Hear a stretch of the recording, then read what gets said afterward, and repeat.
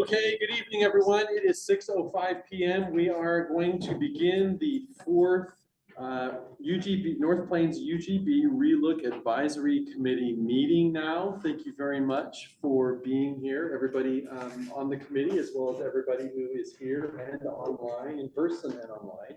Thank you for being here. I think there are a couple of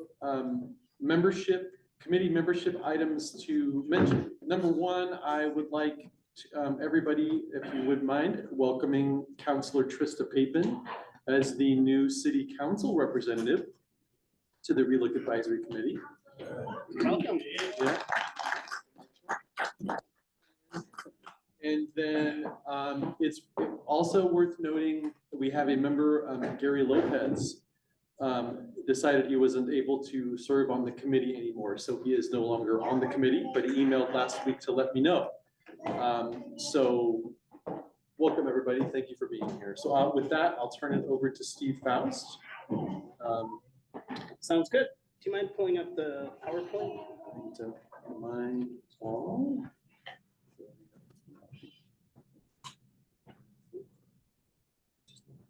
Working through. Must be this one. Yes. Yeah.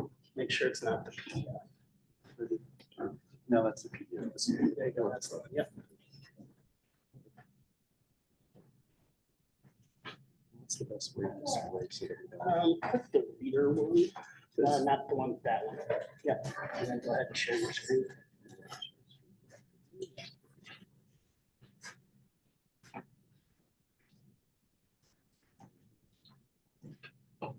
All right. Welcome, everyone. Thanks again for taking time out of your evening to be here. As Bill mentioned, this is the fourth meeting and the last scheduled meeting for the Relook Advisory Committee. So thanks for your participation throughout. Could you go to the next slide, please, Bill? What we're going to do tonight is I am going to give a brief presentation of what we heard from community members, both at the in-person open house and through the online survey. So I'll give a couple caveats before I present that information, but then we'll take some time for this group to talk and share your reflections on what you've seen from the community and what that means from this group in terms of potentially a recommendation or short of a recommendation, kind of principles that this group thinks that the city should keep in mind when making decisions about the urban growth boundary. We also, and we'll give more information here, but City Council has asked, well, you asked City Council, and they agreed to a work session that is scheduled for March 3rd at 6 p.m. And so we'll take a little time to talk about that and for this group to prepare for that work session. Then we always keep some time for public comment before we adjourn. Can everyone see the screen okay, or should we turn off another light, do you think? All right, let's go to the next slide, please, Bill. And the next one. So I'm going to go through, for those who weren't at the open house or didn't take the online survey, basically what we did was based on our last conversation, we put forth 4 alternatives with narrative descriptions and asked people to tell us what they liked or didn't like about each of them. This was intentional because these alternatives are not the only choices. It's not 1, 2, 3, or 4, but it's a spectrum, and we wanted to find out where people were kind of on a spectrum between the 2023 proposal that was voted down by the voters and a no expansion alternative.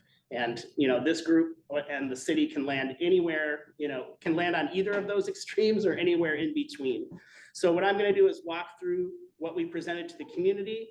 And then for each of the alternatives, hopefully you all had a chance to read the summary that we sent to you. We kind of listed all the comments that we received, and there's no consensus. And this is not a scientific survey. So I want people to remember that it's really just supposed to provide kind of a taking of the temperature of the community and give you all some information to help you as we prepare for the work session with City Council and thinking through what might be the right choice for the city of North Plains. So again, I went through the comments and did my best to characterize what people were saying. Someone else might read the comments and have slightly different conclusions. So I just want to be very clear about that I'm not saying this is precisely what people said. I just did my best to capture what I was reading in those comments. So we'll start here. As you may recall, this is again, the proposal from September 2023 that has expansion to the north, south, east, and west. Next slide, please, Bill.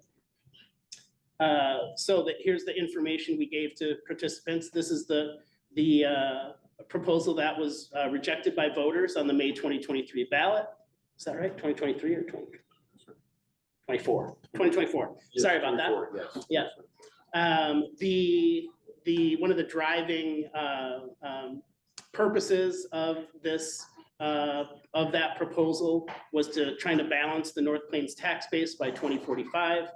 It provides a variety of housing types for a range of household incomes. It includes parks, trails, and open space, including a proposed 20-acre park around the Lind Reservoir. It would maintain city services by attracting new commercial and industrial business investment. And it would meet the requirement to address the land need that comes from the 2021 housing needs analysis. You can't quite see the table down there, but it included 127 acres for housing, 40 acres for parks and trails, and 687 acres for commercial and industrial use. Next slide, please.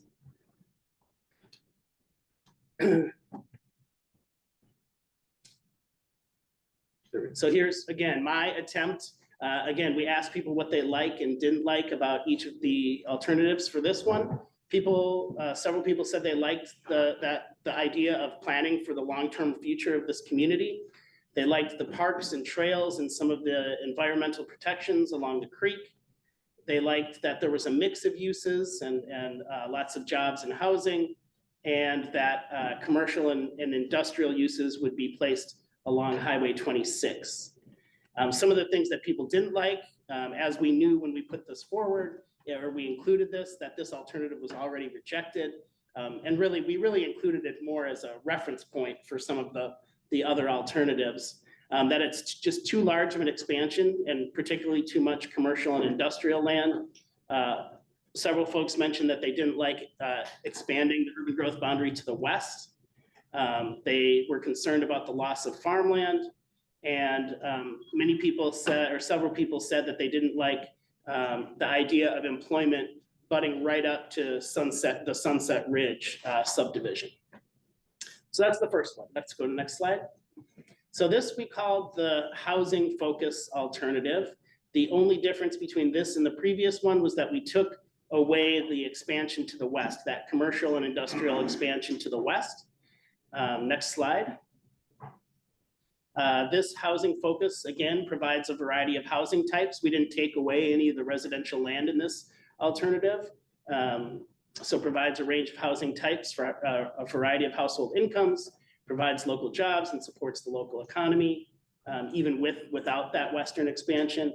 Includes the same 40 acres for parks, including the Lind Reservoir. Again, this would help maintain city services, not to the same level, but through commercial and industrial business investment. And it still meets, excuse me, the requirement to address the land need from the 2021 housing needs analysis. The big change here is in the table below is that we went from 687 acres of commercial and industrial to 482 acres. Next slide, please.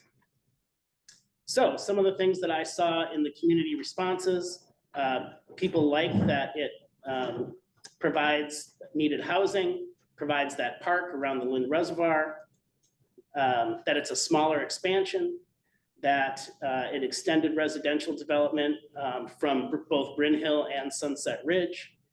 Many people thought it was a good balance of jobs and housing, And again, kind of focusing commercial and industrial activity along Highway 26. The don't like comments included still too many new houses, too much new housing, still too large of an expansion and too much commercial and industrial land, loss of farmland. Again, the need for a transition between jobs and housing, I think specifically around Sunset Ridge. And people did not like or some people, I should say, did not like the idea of expanding south of Highway 26. Next slide.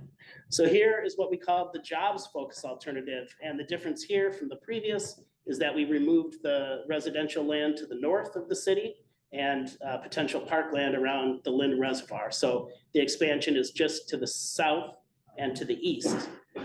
Next slide, please. So this jobs focus would still provide, we don't know exactly how many acres of housing, but it would still provide a variety of housing types.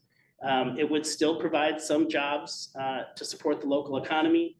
It would still include parks, trails, and open space, still that 40 acres, but now it would be concentrated to the east. It would still help maintain, to some degree, city services by attracting the commercial and industrial investment. But what this would do would be to repeal the 2021 housing needs analysis and start a new process under the new state housing laws. And so you can see the 482 acres approximately is close to the same. The parks is the same. What we don't know is exactly how many acres of residential there would be. We do know the current housing needs analysis calls for 790 new units. Under the new Oregon housing needs analysis rules, the number that we received is 724 units. However, the city was also given them at these different income levels. So I think what we can say is there would probably be less land needed to accommodate housing, but that housing would probably be a little bit denser. And it would probably, so I think less land for residential, less than 127 acres is what we put here. But because of the requirements at these different income levels, there would probably be a different housing mix with more smaller units than the current housing needs analysis. But as to the specific acreage, we don't have that information from the state yet. Yes, sir. Just to look at the numbers, you're saying 40 acres of parks here. And on the previous housing forward one, you said 40 acres of parks. So correct. Included that park around Lynn Reservoir, so how can they have the same number of acres? This alternative could have up to 40 acres of parks. It would just be finding different locations for those parks. The need for parks is based on the population growth and the parks plan. And there's an identified need for 40 acres. The city is under no obligation to accommodate that entire 40 acres, but it could. I mean, that's still a lot of acreage overall, and I'm sure the city could find 40 acres of parks, especially focused along the creek there and then mixed in with both the commercial, industrial, and new residential development. Next slide. Oh, yes. You said smaller houses, but could we get in a situation where it's actually multi-layer complexes that are required to meet the density, and that we're in apartment after apartment in a whole new thing that we've never seen in North Plains and wouldn't consider a small town in order. So it's one thing to say there's small units and another thing to paint the picture of what high density could really look like. Yeah, I think it's, and I'll welcome others to comment. I think what you would see is a different mix. Right now, under the current housing needs analysis, the mix is 70% single family detached, and then 30% both single family attached and multifamily. That's as far as the housing needs analysis went.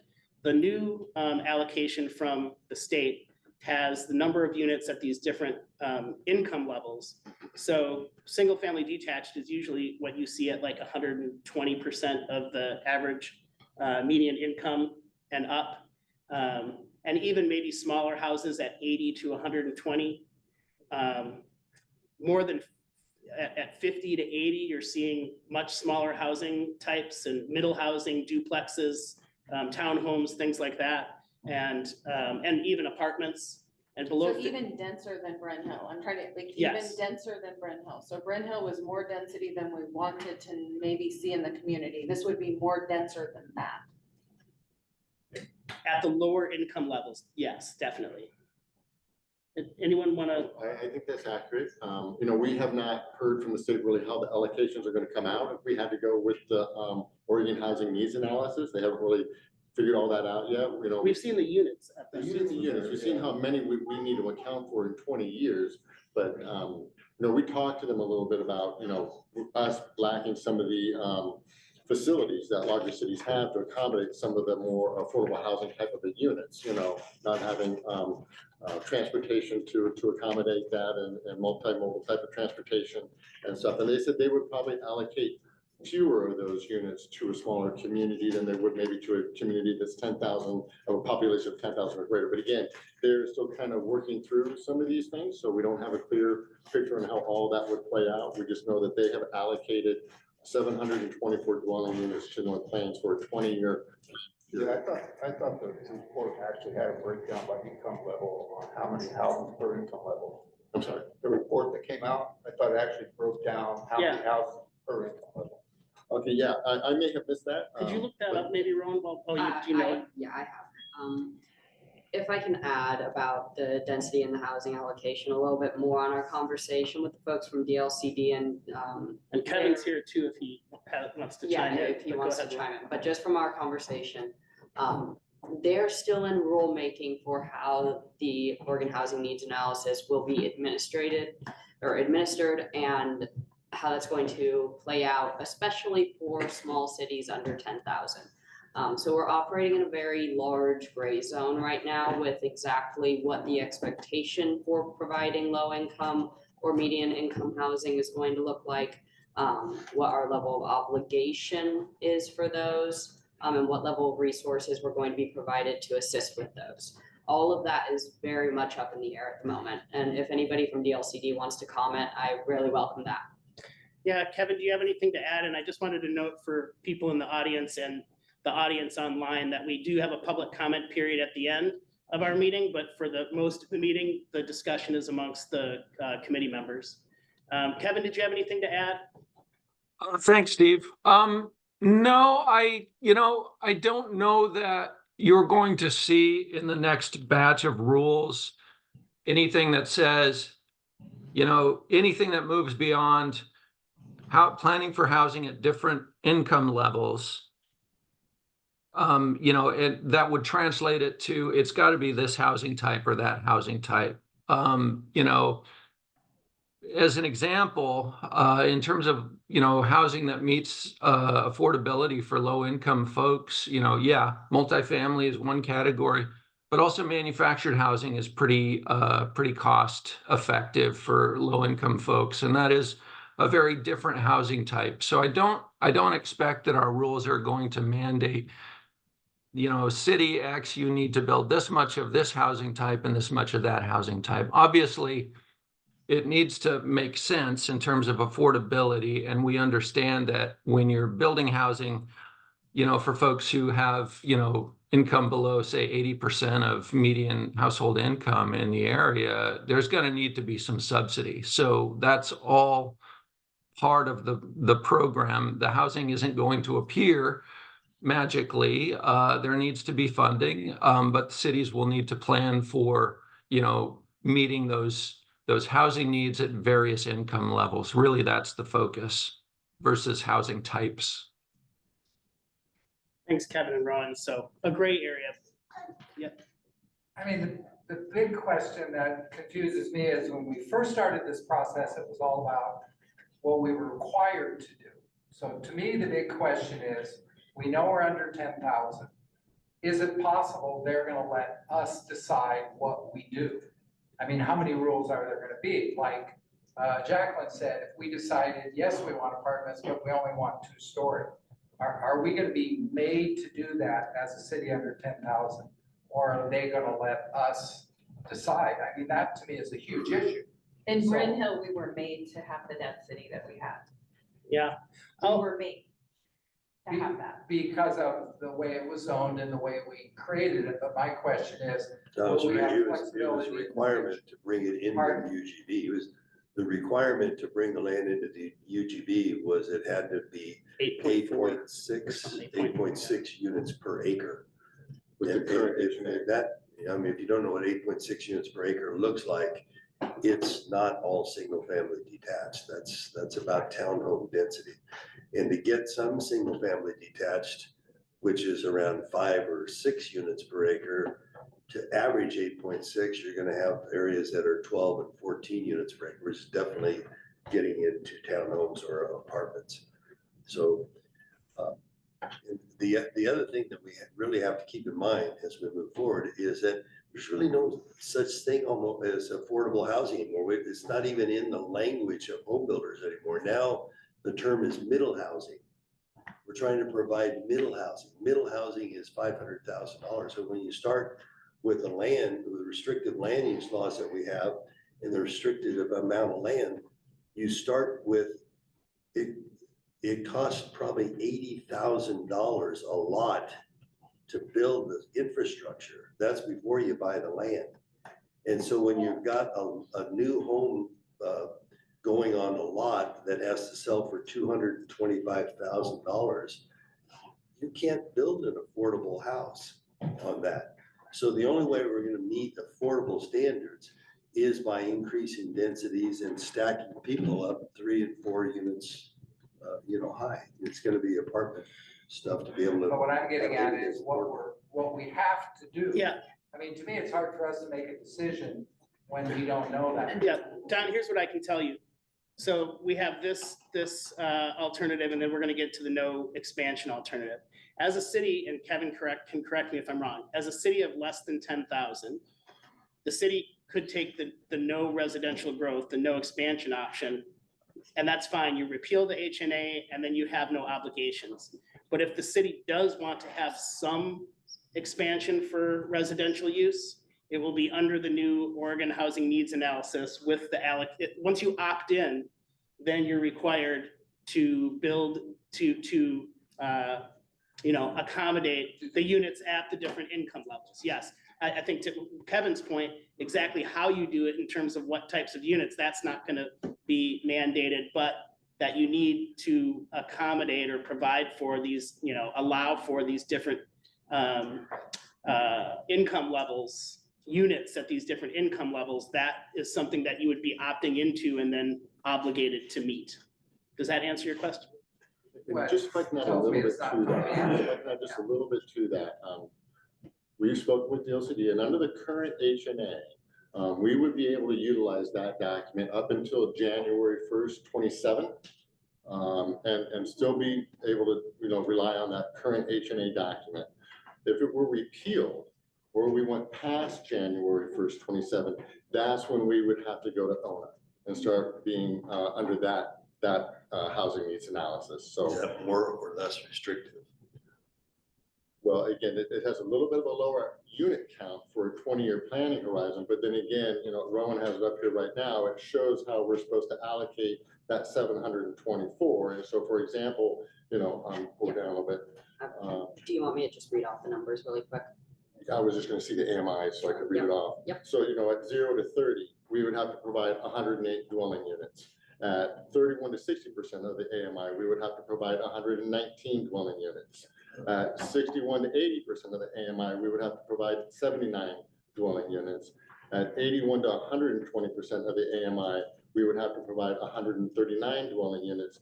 And at greater than 120% AMI, we would have to provide 278 dwelling units to be able to accommodate the whole 724 under the Oregon Housing Needs Analysis. And we have to track that. So as they give us these numbers and these allocations, we're also supposed to be reporting on how we're doing on accommodating that requirement. And so there's a lot that goes into it. Got Larry has got his hand up. Go Hi, ahead, sir. hi, everybody. Can you hear me? Yes. Okay. Do we have, we had a previous UGB expansion. Is there any room left from that one that we haven't used for residential? Larry, no, there is no remaining lands from the previous UGB expansion. Those have been taken up by the Sunset Ridge and the Bryn Hill neighborhoods. Okay, thank you. And then the second part of my question is, so we can't expand our boundaries of the city if we want to, let's say, do something next to Bryn Hill. We can't build without doing the UGB expansion. Correct? Correct. Okay, so we're really our hands are tied regarding any kind of expansion on our own unless we do the UGB. I think if I were to summarize it, I think parks and commercial and industrial, the city can expand for as much or as little within the acreages that we've shown as the city wants to. But when it comes to residential, either it's none, it's let's repeal the HNA and expand under the new ONA laws, or let's keep the current HNA and do the 127 acres. Those are kind of the three options when it comes to residential. For employment lands and park lands, the city, there's no requirement that the city meet those levels. Okay, and so that brings my third question up is, originally when we started talking about this, we were saying that the previous UGB didn't accommodate or didn't allow for more, commercial and employment land, and so as a result, the city was kind of budgetarily we're limited by how much commercial and industrial land was generating revenue for the city, and that was it seemed to me one of the instigators for a UGB. What you're saying though is we can make our budget more affordable by adding commercial industrial land to the city without having to go through UGB, correct? No, you'd still have to go through UGB. I'll let Bill speak to the city's budget, but you'd still have to expand the urban growth boundary. Okay. Yeah, thank you, Larry. This is Bill. Yeah, in order to, so the city kind of, and this was early on in our meeting, so, we've had a lot of information, so it's easy to lose track of all the stuff we've covered. But the city is approaching an 85% of its tax base being residential land, homes. And therefore, we're approaching only 15% of the city's tax base being employment uses, businesses. And so, correct. In order to add more businesses, more employment land, in order to try to bring that down from 85% residential, 15 employment, we're out of land right now. It would require some kind of expansion to create more land capacity for business investment to change our tax base, but it would require an expansion. All right. Eric has a question. Oh, sorry. Real quick. So I've been very involved in this, I'll just call it higher density apartment housing in Bryn Hill.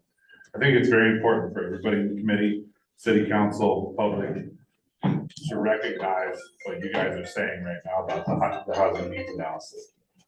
If the state changes rules and requires more of that stuff, based on what I've dealt with Bryn Hill, people are not going to be happy about that. So it's just very important to understand that you take something away and bring it back in later, you're under a new set of rules that could require more of that. Sounds like what your Jacqueline was saying about Bryn Hill and being forced into higher density stuff. That's what's going to happen. So when we're making our decision, and when city council is deciding on this stuff, yeah, we're all about saving the farmland. That's totally cool. And frankly, I've always said along the whole thing, I don't really care. But it gets pulled back and re-brought in, there's gonna be new, higher density stuff in North Plains. And so if that's what the public wants, that's what council wants, go ahead, but be aware of that, right? So it's just something that's very important. Thank you, Derek.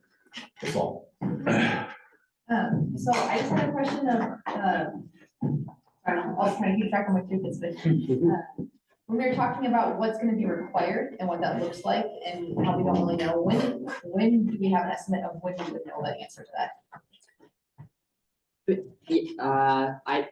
Kevin, do you want to answer that question? The last batch of what we're calling the ONA, the Oregon Housing Needs Analysis rules, are scheduled, need to be adopted by the end of this year, by December of 2025. So once those are in place, we should have a clear picture of what the new playing field looks like. Well, I'm just thinking because that's kind of pertinent information to making a choice and making a decision about what we want to do. And I also, I mean, I guess I just want to speak out against the boogeyman of high density housing. It'd be nice, in my mind, if the people who work in North Plains, in our lumber mills and in our restaurants and our gas stations could actually live in North Plains and participate more fully in our community besides just serving the people who live here right now. So it's, I mean, yeah, it's not, I don't want every development that ever comes in to be nothing but high rises. I don't think anyone's gonna put in a 10-story apartment complex. But it would be nice to have that mixed stuff going on. And if I think way back when to some of our first meetings, people were talking about wanting their children to be able to continue to live in North Plains. I'd love if my kids could continue living in the area as they grow. But I also know it's a lot harder for young people in their 20s and 30s like myself to buy homes. And so having stuff that's mixed use, having apartments that we can rent would allow us to still live in these communities and be a part of it, even if I can't afford a $500,000 house. Thank you. During the last expansion, DLCD's minimum requirement was 10 dwelling units per acre. And we were successful to negotiate that down to 8.3 units per acre. This is 20 years ago now.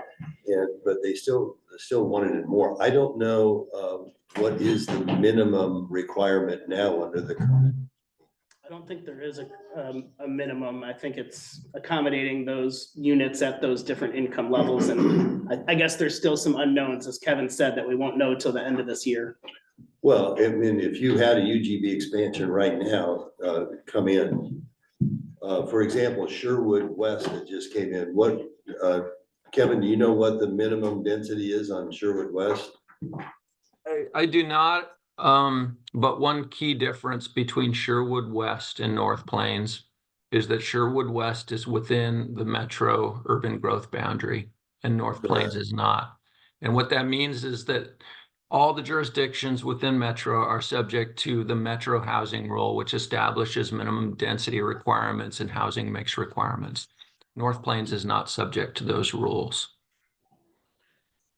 Thanks, Kevin. Can I make a comment? Yeah, you sure can. Sorry, I have a blind spot over here. Just a reminder, I was the COO of Central City Concern that housed 5,200 people in affordable housing. And what I learned from that experience is you have to craft the infrastructure for the kind of housing that you want. And if you want high density housing, then you have to understand the clientele that will be housing there. You have to think about the traffic. You have to think about the police situation. You have to think about transportation and where they're gonna get to affordable transportation and public transportation. And so I don't think we should throw around that we want affordable housing. I think we should plan for affordable housing and think through that very, very carefully. Thank you. And as a social worker who currently works in affordable housing on the ground in the buildings, there is a difference between affordable that's naturally affordable. That would be the people who live and work here, because the guys in the lumber mill don't make over $50,000 a year. And the people who are on Section 8 vouchers, even though that language is used interchangeably. So having a building that would be affordable to the guys that work here doesn't necessarily mean that we're taking on a Section 8 project or even a tax credit 42 project. There's a variety of options that can be handled here. I'm gonna move us through the last alternative and then we'll open it up for discussion again, if that's all right with everybody. Next slide, please. Oh, sorry. For the jobs focus, the likes and the dislikes. Some folks liked that it provided local jobs and helped the tax base. They liked the smaller expansion. A lot of people were concerned about a large semiconductor site, I think primarily on the west side. So they liked that this supposedly didn't include that. And again, the commercial and industrial development along Highway 26. Some people didn't like that this alternative provides less housing or not enough housing. Some people were concerned about it being wasteful to repeal the work and money that went into the HNA. Some people didn't like that there wouldn't be that park around the Lind Reservoir. Again, there's a desire for transition between Sunset Ridge and industrial development. And then again, several people mentioned that they don't want to see expansion south of Highway 26.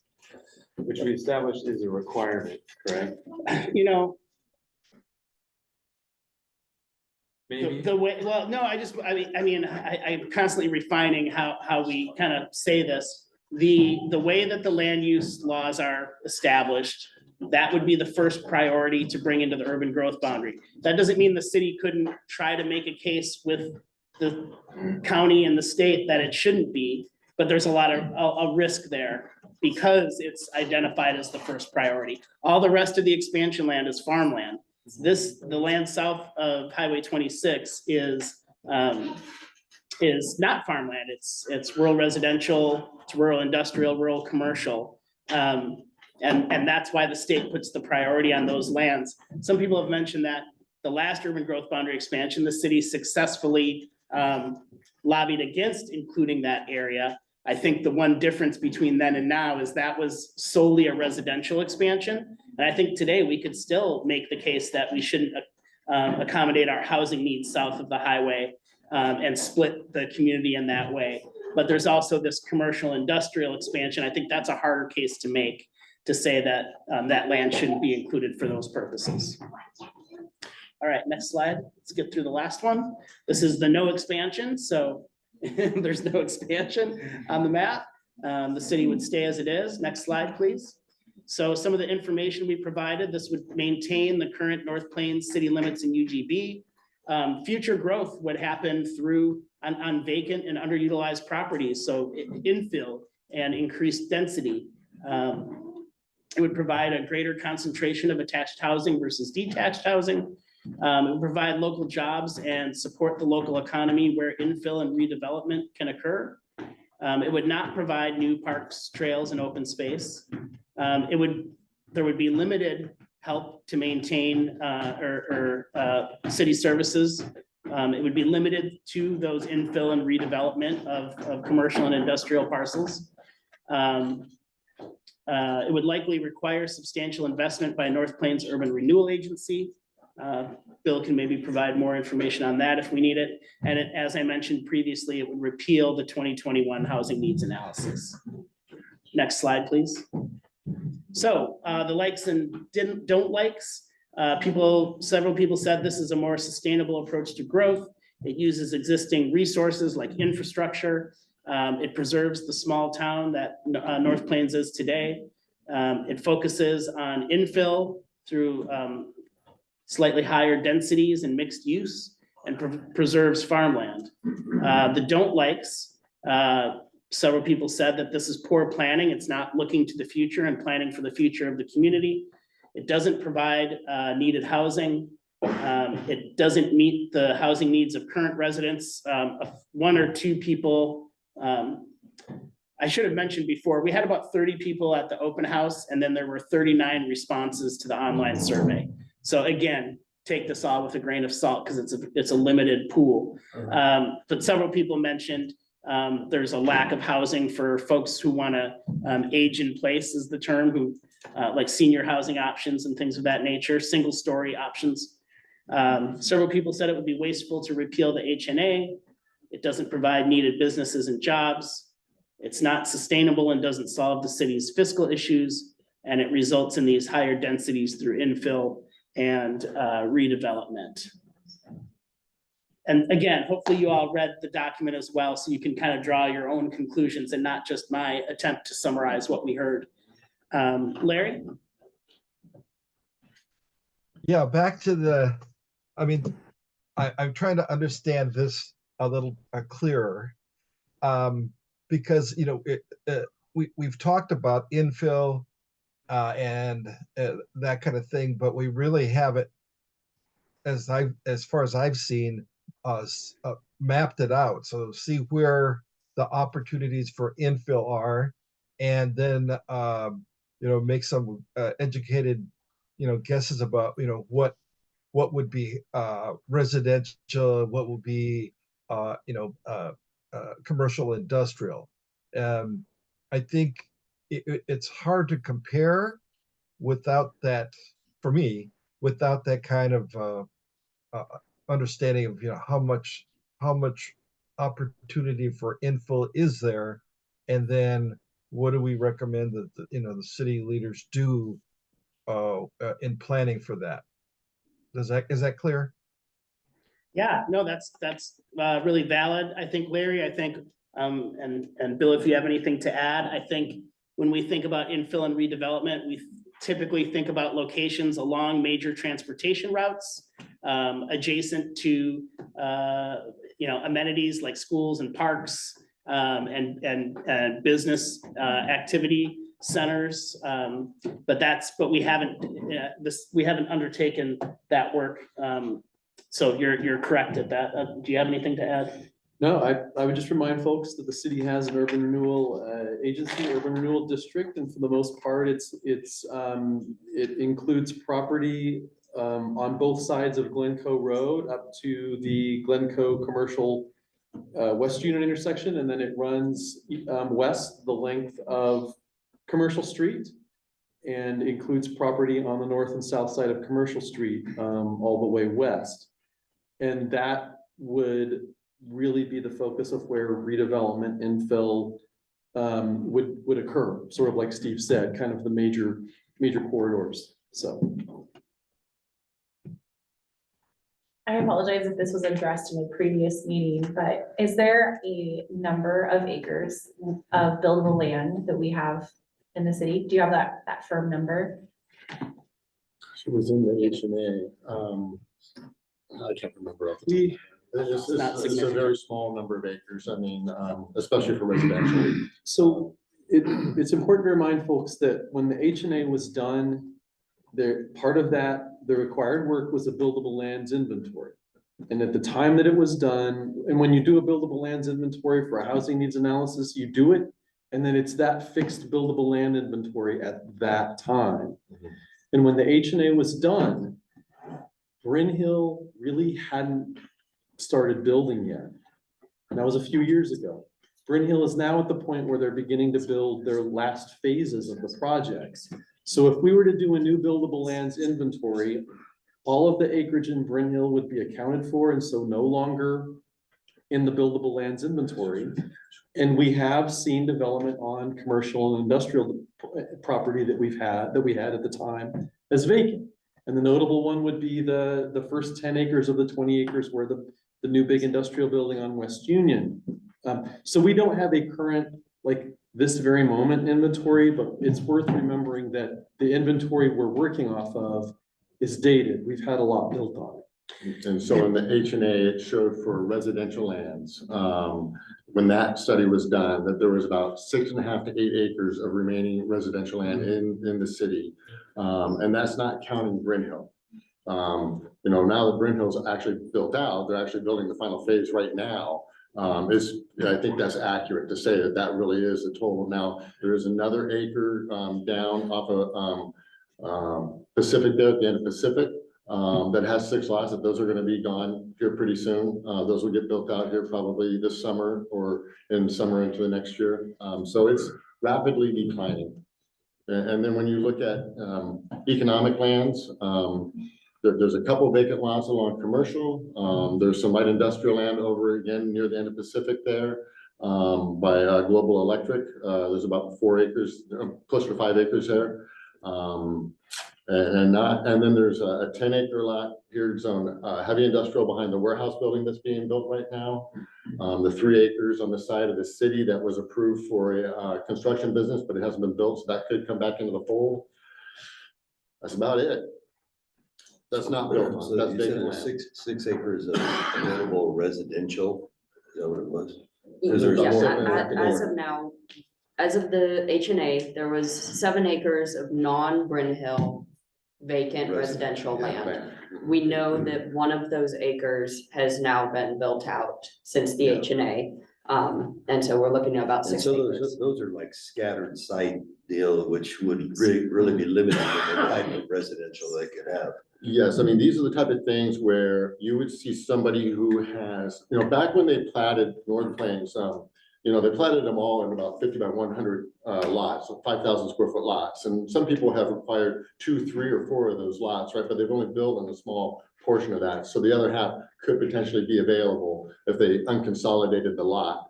We have several of those situations. But yeah, you're right. I mean, it would be infill in neighborhoods that are currently developed out for the most part. Daniel? Yeah, I know we're talking infill, we're thinking of that blank land sits here and there, but the reality that I've ever seen, Hillsborough, Forest Grove, any place that when you get to the point that your growth is infill, these nice lots where somebody has a 50 by 100 lot becomes 2 units sitting on it. Every, 2 lots, it's gonna be 4 units sitting on it. And North Plains space will change. It will be literally bits and pieces, looks like, you go into parts of Portland where they've had to infill for their growth. And you got 3-story, 4-story units, found houses that have larger lots. And then you just start watching them disappear and it becomes a mess. So the no growth or not planning for growth is, for me, I've seen it and it's not pretty. Everybody thinks, well, nobody will move here. People move here because it's a great place to live. And there's a lot of that is what it currently looks like, the old buildings. But to watch those disappear or even the rentals, people rent some of these houses here. Person owns it, gets offered twice the amount of money because the person knows I can put 4 units on that lot. That house will disappear and those people will be out of here. So you got to plan for growth, you got to plan. This is what's coming. We have the states giving us what's coming or the possibilities of that. Let's plan for it. Doesn't have to be as big. For me, I always tell people, I would love to see North Plains 690 people. It was a very, very nice place. Knew everybody, walked anywhere. You can ask Butch. We all got together to save this building that we're sitting in right here. And it was a small town, a lot of meager means, but we showed up here every weekend. I think people were out here working on this. When it comes to building the park out here, this one here was great. The one prior to that, when the development happened across the side of North, we invited those people that moved in, hey, we're gonna rebuild this park. And a lot of them got very much involved in this town. So you have to plan it, and that was planned. And but it's not go big, we gotta come up with what is happy and meets the needs of what we need.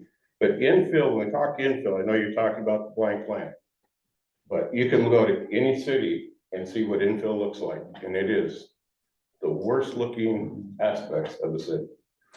Thanks, Daniel. I think this is a good time to transition. Bill, you can go to the next slide. I think I'd like to go around the group again, and then we'll go to our members online. But I want to hear from each of you in light of, the information we presented or that you saw in the summary. I'd like for each person to share what your vision is for growth or smart growth in North Plains. And it doesn't have to be one of those 4 options. But I think it would be helpful for all of us to hear from each other. What are the key elements? If you are in favor of some sort of growth, what does that look like? And also, and I didn't put that on the slide, but what does it not look like? Because if we can't agree on something specific, which I think would be very difficult in this evening alone, in terms of, oh, here's the map, city council, of what we think. But what I think would be helpful is, the RAC agreed that here's some things we want, and here's some things that we all agreed that we don't want. And maybe that's a place where we can get to through some conversation tonight.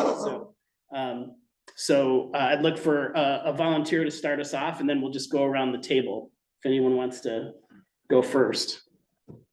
And if not, I'll pick on someone. Well, I think it's important to have a balance of jobs and housing, which we don't currently have. We've talked about that.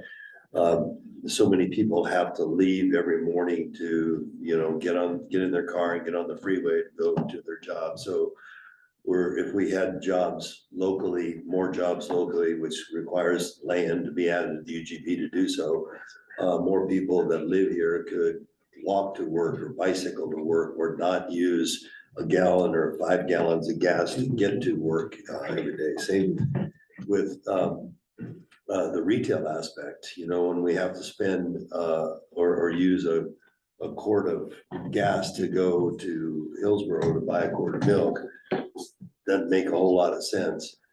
We'd love to see parks, and we have opportunities to have parks, but parks cost money, and you just can't expect landowners to say, here, take my land and make it a park. And without a solid tax base, you don't have the money to either build or maintain a park. So you have to be able to add growth to be able to accommodate those sorts of amenities that the city would love to have. If you don't grow, you don't go, you're going to go backwards.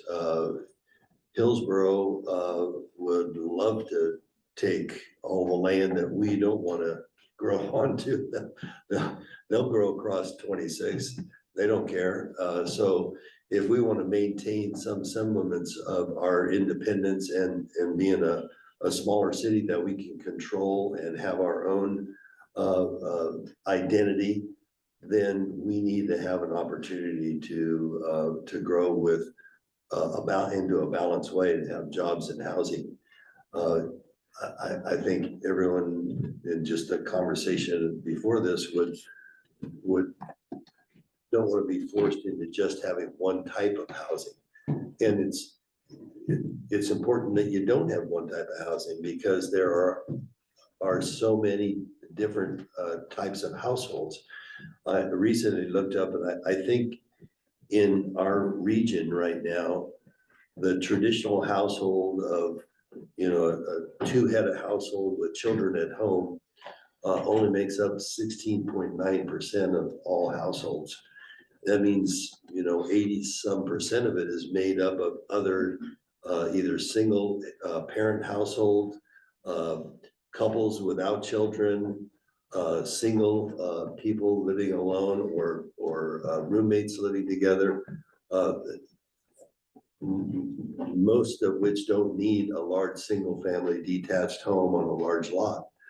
So apartments are extremely important to be able to accommodate those people who can't afford a $500,000 middle housing house on a $50,000 salary. We have to be able to have a variety of housing to be able to serve the entire demographics in the community.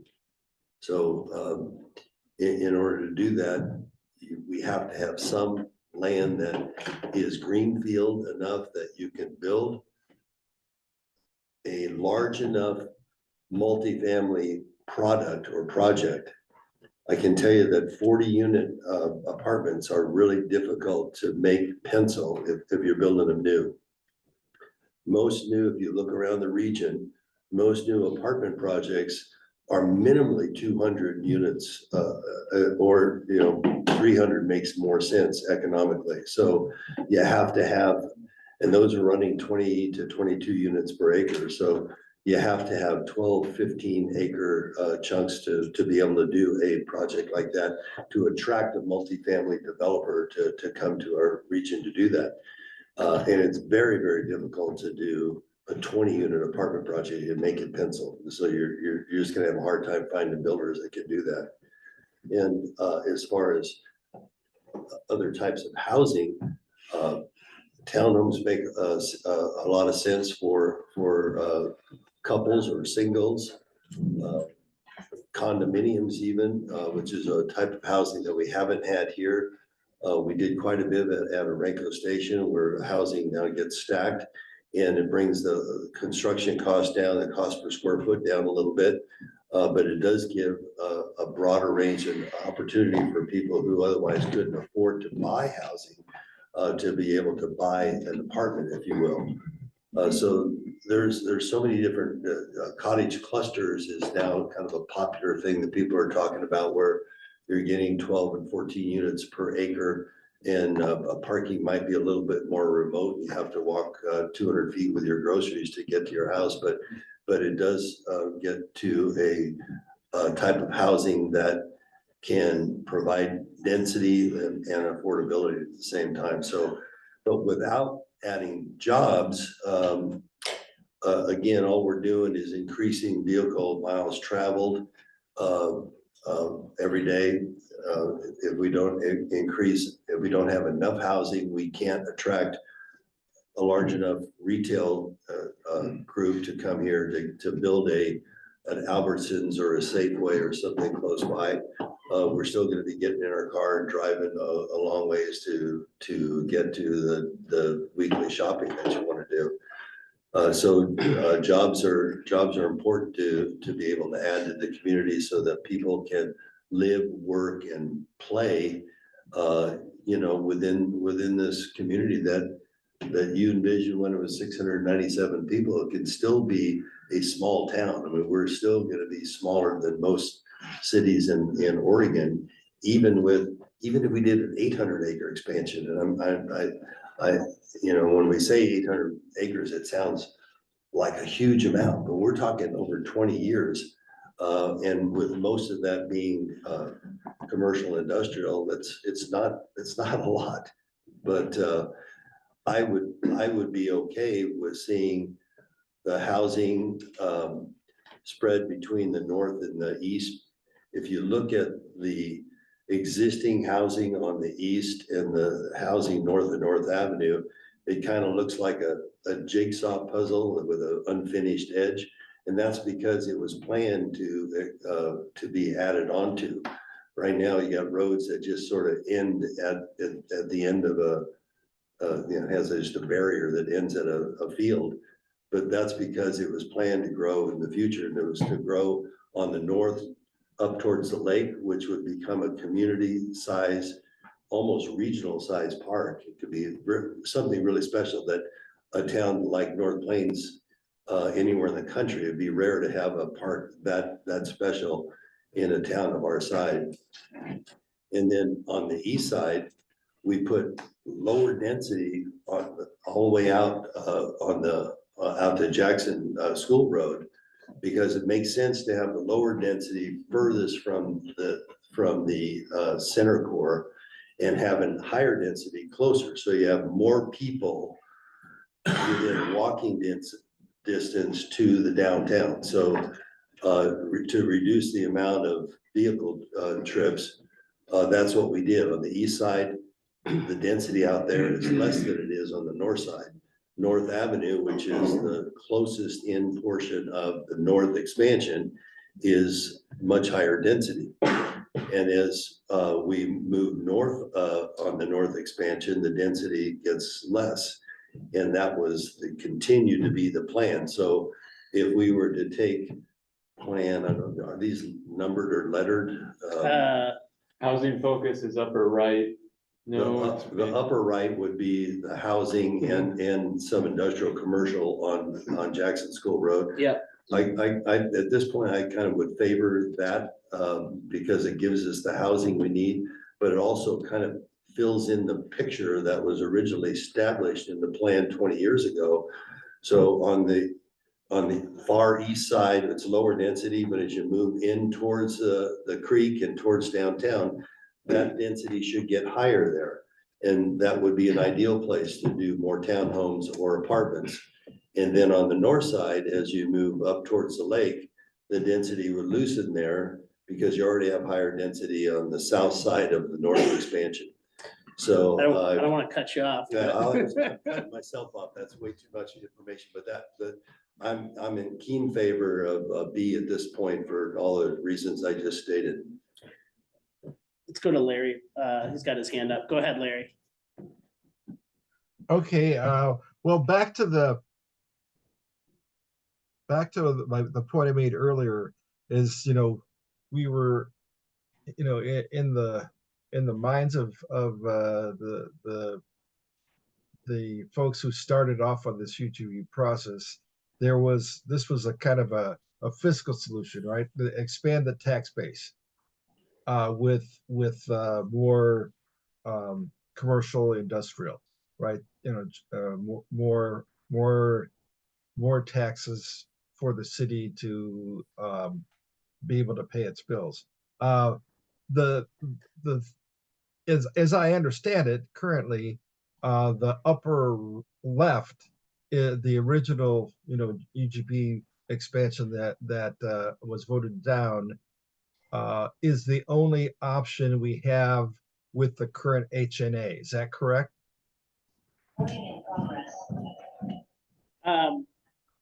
The upper right, yes. No. Upper right or upper left? The upper left. Regional expansion, is that the only option we have with the HMA? The two top alternatives, and again, we're not limited to these options. I want to be really clear about that. Yeah, But the yeah, two yeah. top ones both would keep the current HNA. Okay, perfect. All right. And so any other option, we have some, you can move the squares around, right? But any other option would require us to do another, go through the HNA process again and go through the UGB process with the new UGB rules, et cetera. At this point, I think that's kind of, rubber meets the road kind of thing for the city. I would also, go back to the point of, this is a 20-year look. I think people, I'm not sure who, but they think that this is going to happen the next 4 or 5 years, rather than, this is the city planning ahead for 20 years, and we need to kind of think about what the city is going to look like, or what the community around the city is going to look like in 20 years. Yeah, I have seen it in the past where there's been no expansion, and the cities doesn't have the tax base to support the services, and so what you start to see is not just reduction of services, but you start to see contracting the services out, right? Where the city is contracting with Washington County or the city of Hillsborough or whoever. And they're not going to have their own police department, their own fire, we've already started seeing stuff like that, but you may see that with, some public works where we have, contractors coming in and to do the things that the city would normally do for residents. And so I think that's important to bring up to the city council, because I think that's an option, and it may or may not be one that they prefer. And lastly, again back to the, how do I say, high density housing, because density is like a funny thing, and people's reaction to when you say high density housing is a funny thing.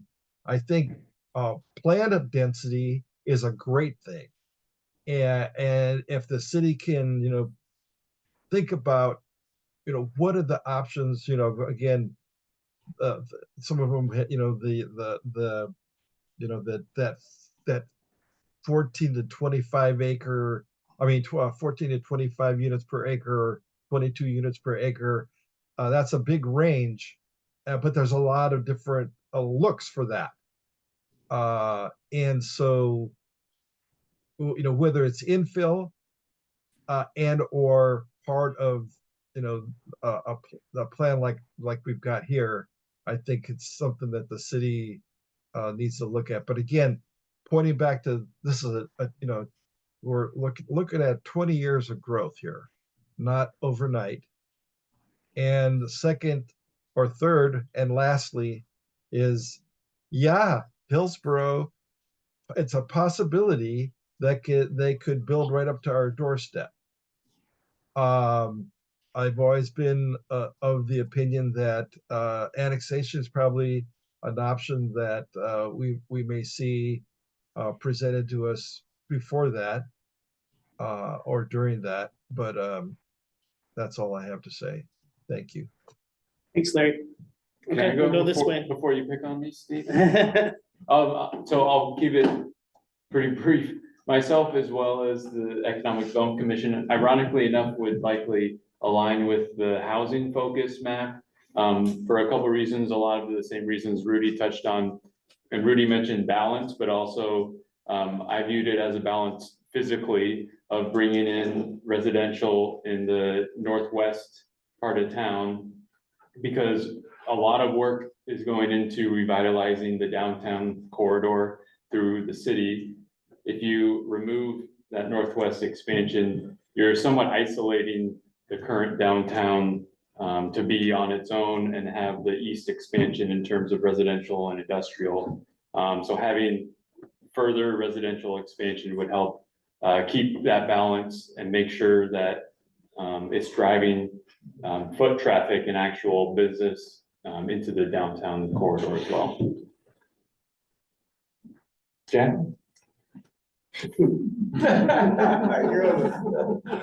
We're going. Better watch out. You're good. I got my notes. Oh, I don't have notes. So I represent the west side land and we had to take out the business of Lakeview Farms, which was a community asset for 20 years that our community and communities around us really enjoyed. And we had to do that because of risk. That isn't something that we could run as a business anymore, given insurance.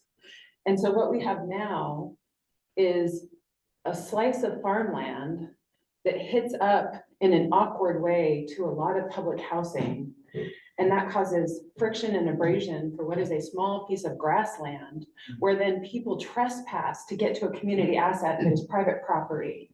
So we have the dual pain of having farmland that is getting trampled and disrespected from a housing community, and then a community asset that can't be leveraged as a community asset, but it's being vandalized and trespassed on because people want to get there. And so we'd like to see that balanced housing occurs. We think that's what's going to support a grocery store, because that is the traffic into a grocery store. And we'd like to see that be a community asset someday, because we were not able to continue it as a public venture, a private venture, for reasons that probably seem obvious. So that's our position. We want to see that park and a focus on park. And I think somebody said that would be Rudy said that would be an amazing community asset. We think that would be a jewel for North Plains, and it's one that got taken away, and we think it could make its way back into the community in a pretty special way. Thanks.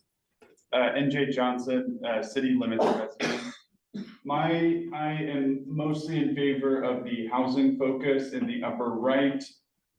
Mainly because I think we're at an opportunity now where we get to control our own destiny, not just from the city of Hillsborough, but how we want our community to look like. And because you really cannot stop growth. You can only control it the way you want to see it come out.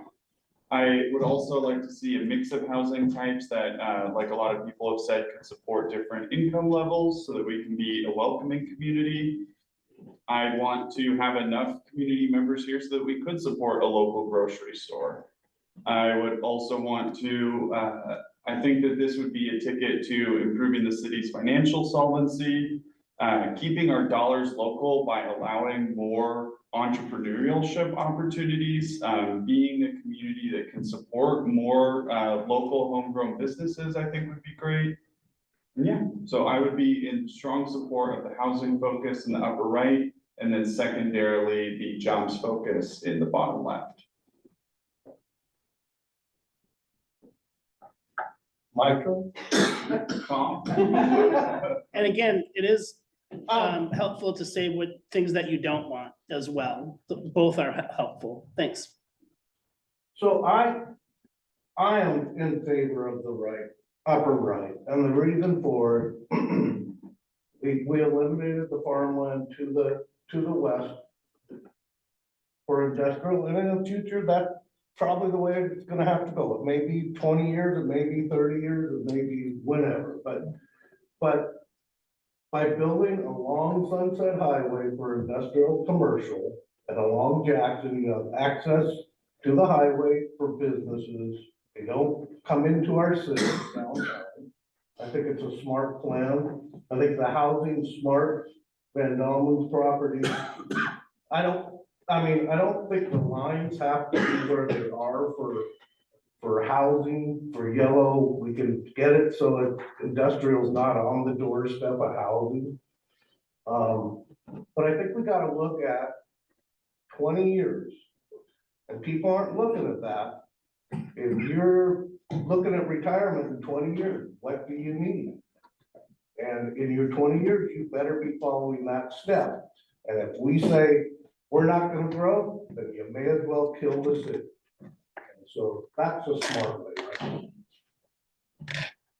right? One other note, and thanks for bringing it up.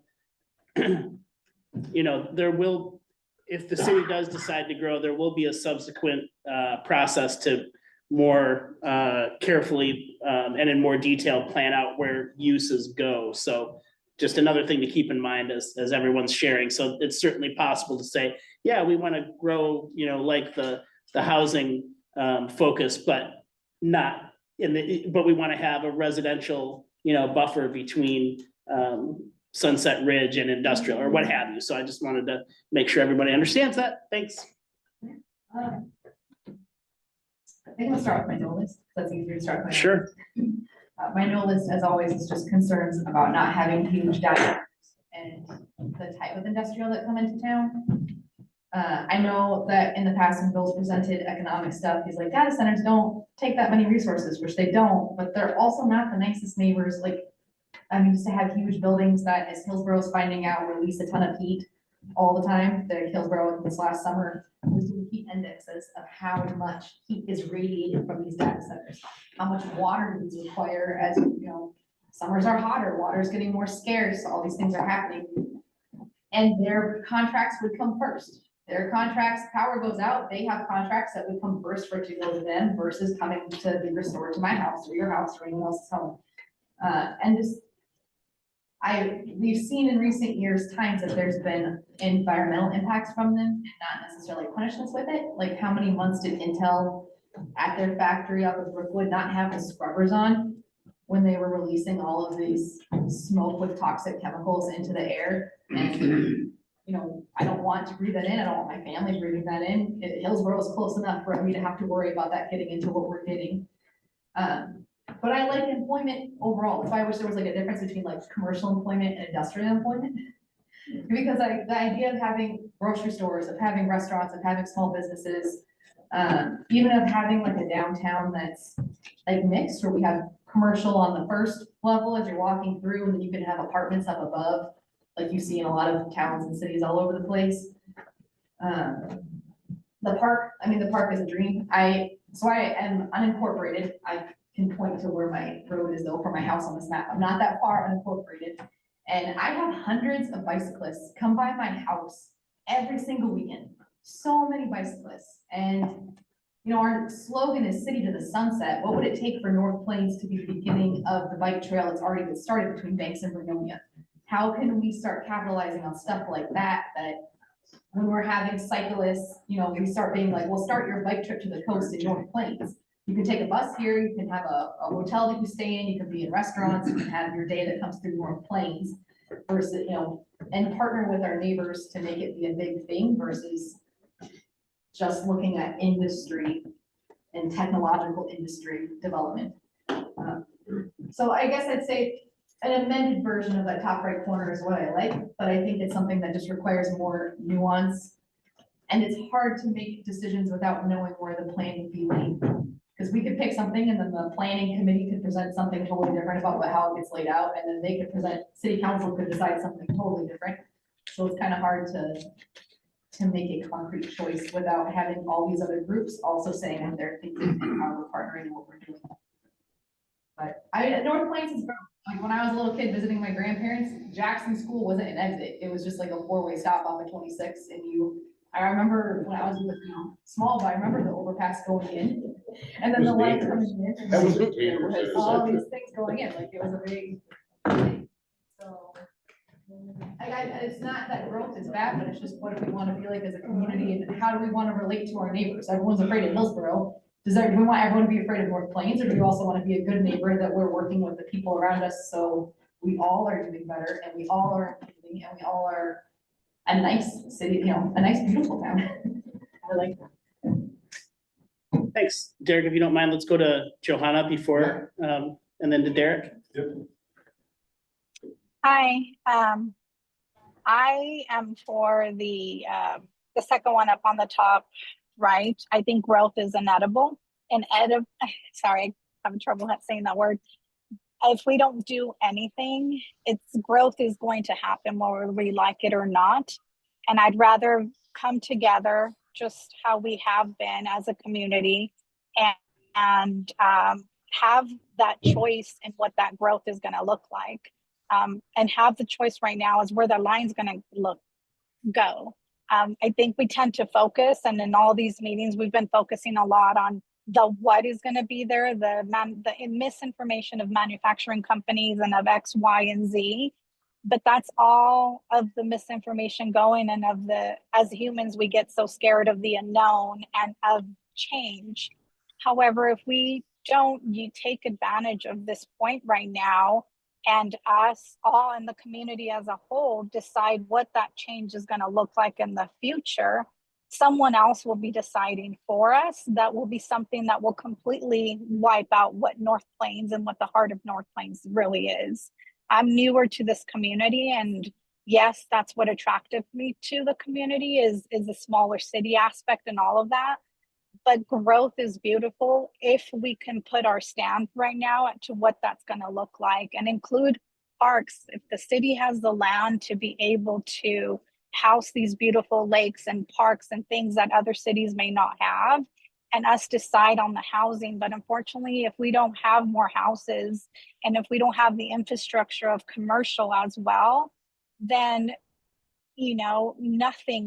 nothing will happen in the right way and in the right balance. And therefore we lose that choice in someone else.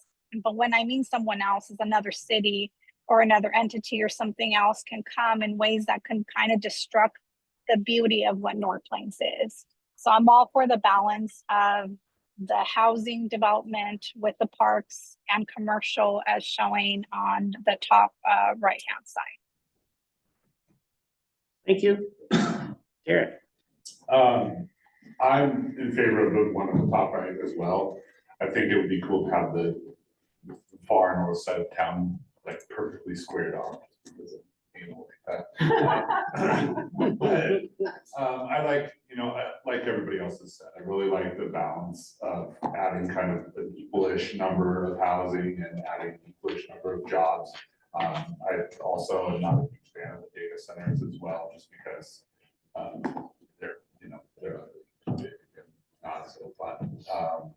I think that, kind of having that area that's close to Jackson School and also squares off the east side of town as well, is a good thing. It puts, you're only touching the Sunset Ridge neighborhood just in a small way. So yeah, in general, I think it's it's a good compromise between going way too big and not doing anything at all. And like everybody here is when they're growing up, like if you're not growing, you're dying, right? Like, just like Rudy said. So I think it's important to have, over that 20-year horizon, there has to be some semblance of growth. And I think that top right one kind of gives a good middle ground. Thank you. Don. Don Weber, I'm Parks and Rec representative. We talked quite a bit about this, and our thing we would really like to focus on is the 90-acre Lind Reservoir, because I don't know how many people have been there. I've had the opportunity to tour it several times and been shown around by the landowner, and it's just really an incredible park option, and it really would be something the whole city could use. It's a walkable distance from most of the city. It wouldn't be that hard. You could restore it's a really cool area. There was a railroad that could be restored for kids. It's got an option. You could have farmers markets there. Some of the land that's not buildable because it's below the dam, perhaps could be some low-level vegetable farming or something. So it's got a lot of options. It's a very exciting property from the Parks and Recreation side of things. So that would be our focus from the Parks and Rec. The other thing I would say is, by nature, I'm a very practical person. The pink elephant in the room is, how is the city council going to take what we give them, right? My understanding, now I haven't asked any of them directly, but they kind of ran on the idea that the people in North Plains had a right to vote on things, right? And they were under 10,000, they have a right to do that. So on a practical level, I don't know if this is feasible, it doesn't have to be answered now, but of all the conversations we've had, most of these models to me lose the vote, right? When we've taken, it's 60-40 against, 60-40 against, 60-40 against. Well, if the council is gonna allow the people, I don't wanna spend a lot of energy on something that's gonna go down in the vote. The one area I get a ton of energy for is the 90-acre Lind Reservoir. And is it possible? Don't have to answer it now, but we start with something like that, get the people to pass it, get the people, build up some credibility. Credibility's a little low now. Bring that in, build up some credibility. Then we talk about phase 2, phase 3, phase 4, where we go.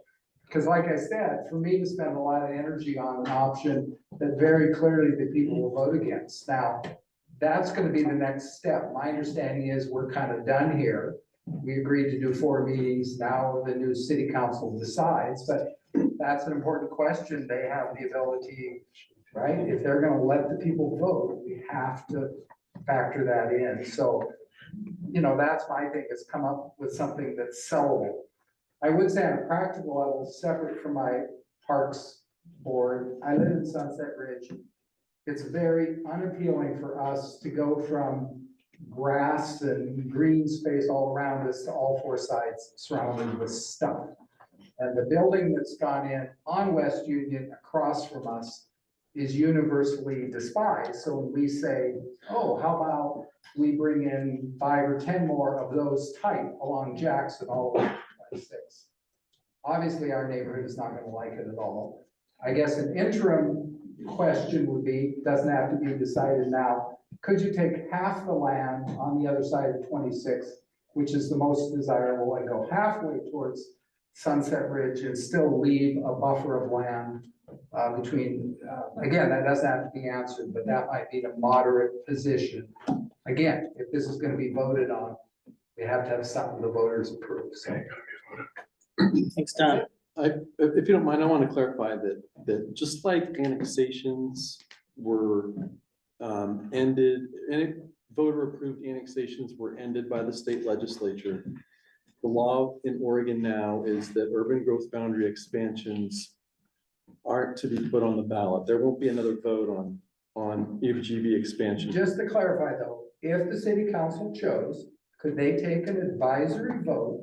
And it's up to them to say, we will honor that advisory vote with our decision. How would the vote happen though? There's lots of ways to take votes, aren't they? They're not allowed to take a vote. They send out a survey monkey to all residents. I'm just saying, again, I'm not here to decide that, but that's a lot of what they ran on, is people had a right. I don't want to argue the point, but there are ways they could let people vote and people would respond, and they could say, we will honor, it's our decision, but we will honor the vote. correct? If council wanted to do that in some manner, I suppose they could, but to be clear, state law is that UGB expansions are not for public vote, just like annexations. If we had land that could be annexed, the city couldn't put that up for vote. It's kind of been handled in the same way, legally, generally speaking. So, I mean, if council wanted to get a pulse somehow of how people think about it, that's fine. But in terms of like going on the ballot and all that, it's sort of set, the legislature handled that the way it did with voter approved annexations before. The term is, they can take a poll, they can't take a vote. Vote is a legal aspect, it's not, you know, hey, we'll all Call raise it our what you hand. want, call it what you want. Point taken though, John. Could Yeah. Get the people to weigh in and they could honor it. That's not my call, it's gonna be their call. I don't wanna waste all of our opinion, all our time, right? Yeah. And then- Point that's all I'm taken. saying. Yes? I just want to ask, is that a legal gray area though right now because of the court case? No, the court case was over the issue of could North Plains stop the ballot from being printed with the UGB referendum on it.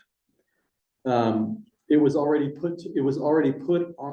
sent by city council at that time. The timing of the state law become signed and going on the books, and the North Plains urban growth boundary expansion, the timing of those two things was kind of a bizarre sequence of events. But the bottom line is that the court case really had to do with North Plains saying, no, wait a minute, it shouldn't be on the ballot now.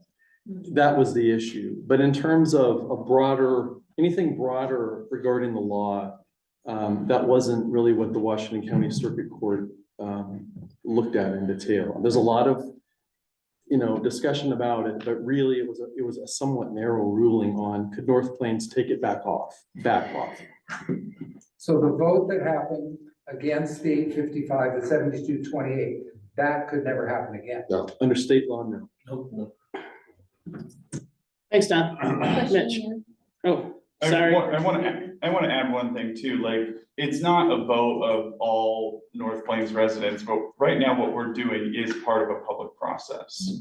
We've had several open houses, we're hearing expertise from staff, we allow public comment at these meetings, there are plenty of opportunities to get involved and to raise concerns. And so I would say to the city council that like, this is also public involvement, what we're doing now. Sure. Thank you. Mitch? I'd say if I favored an option, it would be option B, the housing focused upper right cell up here.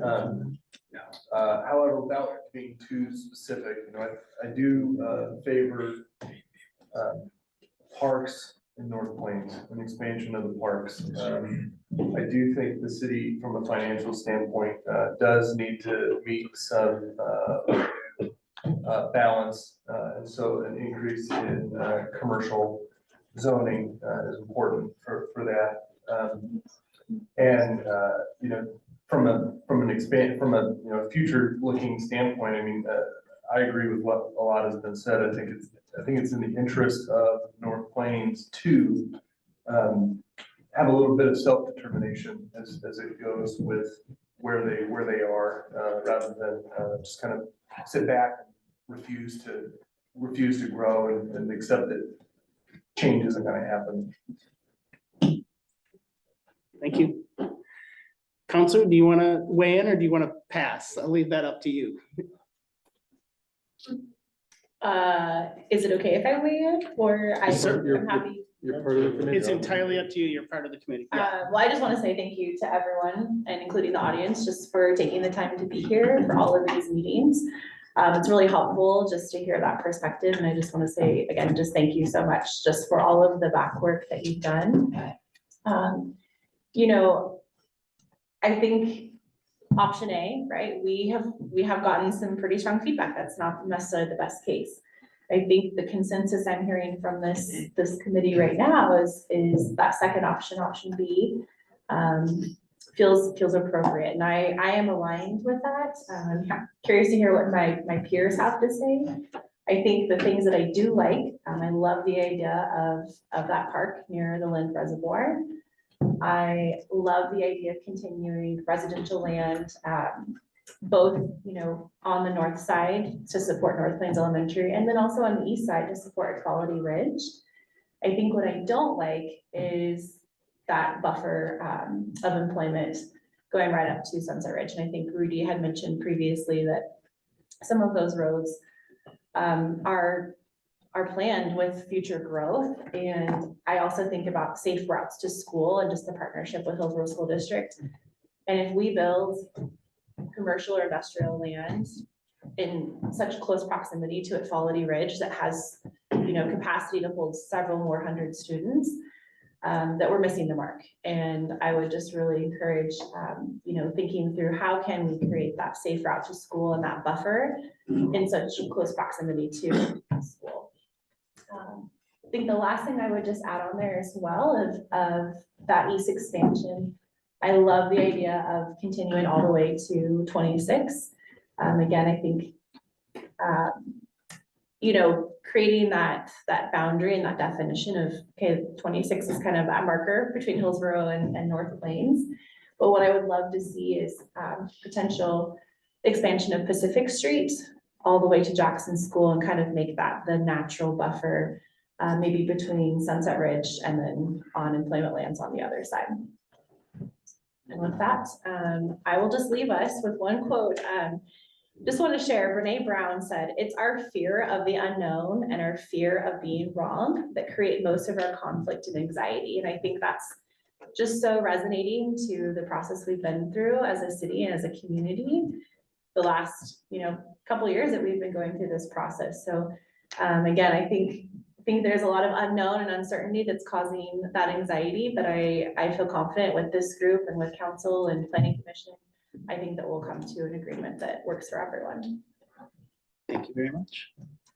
Daniel.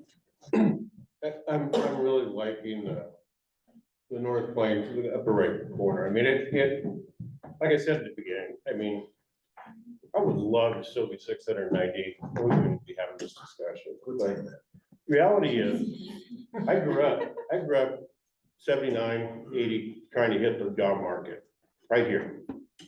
And, you know, it was, you could log, you could farm, or move someplace else. There was nothing to keep somebody here as a family. With the growth, it's a double-edged sword with me. My kids grew up here. We live within 20 minutes, and one lives just around the corner. I see my grandkids on a regular basis, and they've all done exactly what they want to do in life. And they've done it here. They have that choice here. And, you know, the historical pieces, Old Town at Glencoe, I never want to see that leave. It's the oldest black shop, I think, on the west coast, west of the Rockies. That's a gem. The Lind Reservoir, just north of it, you can see the trees out there. That's the Jackson family cemetery. Very, very important part of the history of this town. A lot of people don't realize that the corner of Jackson and West Union was a school. It was actually another town. There used to be, what was it? That was the Jackson house that fell down finally, and they took it down. Right, yes, it was. You know, growing up, I remember seeing that thing and just thinking how long people have lived here. I think, you know, some of the buildings here in town are 1911. The old Knights building right there on the corner, that's 1867, so right just shortly after the Civil War. I want to make sure we preserve those. I love the Lind, around the lake. I mean, growing up here, going to the pumpkin patch every year, watching my kids do it, watching my grandkids do it. I mean, one of the hard things, I'm glad they rolled enough, just about to get out of the pumpkin carving. But to actually preserve that and actually be a part of the plan, and preserve it means you plan for it. Because if you don't plan for it, it'll be houses. And it'll be private. Putting some more jobs, the commercial piece of it, down on the closer to 26. But the one that scared me the most is that map that we showed where Hillsborough was trying to shoot right up Jackson School, and they made that little loop around the interchange. And the reason they're doing that, it's exceptional and it's up for grabs. And I do not want to drive through Hillsborough to come to North Plains. There's a long history of Hillsborough trying to take over. When I was on the planning commission, they constantly wanted to take over our planning. Man, anybody here can tell me they're not aggressive. I'd be love to hear it. But I like the plan on the right. And I think it preserves a lot of different pieces of the town, allows my kids, my grandkids to live here, work here, or work from here. High density, yes. I mean, done and planned correctly, high density can be okay. Doesn't mean you just put it all in one big place. It's how you move that through a community and have it livable. So being able to plan versus what, when the town incorporated, but it was literally, you literally got the map and you put, I want to be commercial. I want to be R25, I want to be this. That's how the city's set up. So if you wonder why there's like a commercial lot in the middle of a residential, that's how it happened. So being able to plan this out, think about it, a plan that not everybody's happy with, but something we can all live with. And the arguing and the fighting and all the other stuff that's gonna happen over this last year, put it aside and let's do what's best for this community. Thank you, Daniel. Tom? I do like the one on the top right there, the housing forward focused one. I think that everything intertwined and dependent on each other. We can't look at housing without looking at jobs, without looking at people that want parks. To get there's a lot of small businesses that we're looking at here, a lot of that, but you can't have small businesses without the people to support them. You can't have parks without being able to maintain the parks. So I think that is the best balance right now that we could go after that will kind of achieve everything. With the fact that the process isn't over, we're just drawing a line. From us, it goes to the planning commission, where they get to fill in all the blanks and take more public comment and more input from the public. So this is just a framework of what the puzzle should fit into, and there's still more to come to actually fill the puzzle in. Thanks, Tom. Bill, we My have. turn. You've used all your chips. Really. We still have a member, We have two members online. We have two members online. David, were you ready to speak? Looks like he is. Yes, Bill. David Amano, resident of North Plains and a member of the committee. First of all, I would like to commend the committee for the work done so far. From the information we have reviewed so far, it's clear that the previous UGB proposal was rejected by the voters because of two main perceptions or reasons, among others. But from what I see, the two main reasons are: one, too large of an expansion, and two, loss of farmland. So I would suggest that any recommendations we come up with should have or keep these two reasons in mind. In other words, our recommendations should not lead to loss of farmland, and the expansion should also be cautiously smart, as we have all alluded to. So if you ask me to pick one out of the four, I will pick the top right one. Thank you, David. Thank you. Hi, this is Hanif, North Plains resident. I'm a member of the committee. I think my vote will be aligned with the most of the members, which is top right, the housing focus one. I think it balances both the jobs, the housing and the open space. And no expansion is not enough, so eventually we'll have to adopt it. So based on all the setting number 2, which is top right, will be the ideal. Thank you. So we have a little bit more on our agenda before we get to public comment, but sounds like this group is pretty aligned. So we definitely can lay out some of the main principles. I mean, you know, around that housing focus, obviously not exactly that. There's some concerns about the location of housing, some of those details that will be filled in later on. But I think we heard some consensus around, yeah, go ahead, I Jacqueline. didn't mean to cut you off. No, that's okay. That's all I was really gonna say. I just want to observe that my experience here has been kind of contentious up until this meeting. And I am a little bit bewildered and just fascinated that it was largely unanimous, and it has not, it felt like everyone came with their perspective and that we were not aligned. And I'm just kind of blown away that this is where we're at and impressed.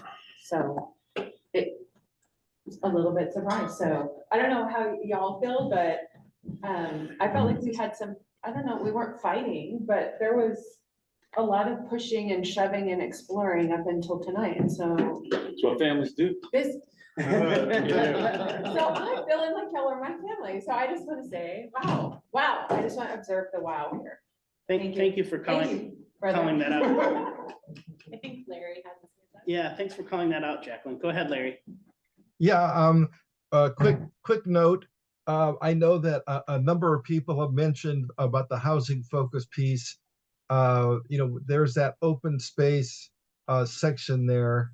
And there, I think when we're presenting this particular option, it's important to let the city council know that a number of people said we need to have some kind of buffer.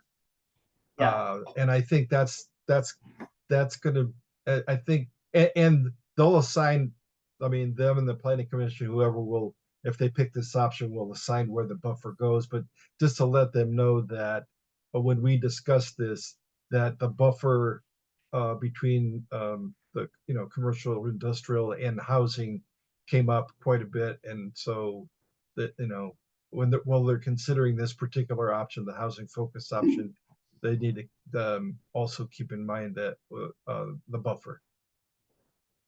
Thanks, Larry. And what I would propose doing is, and Bill, maybe you could go to the next slide, please, and then maybe you can comment on this a little bit.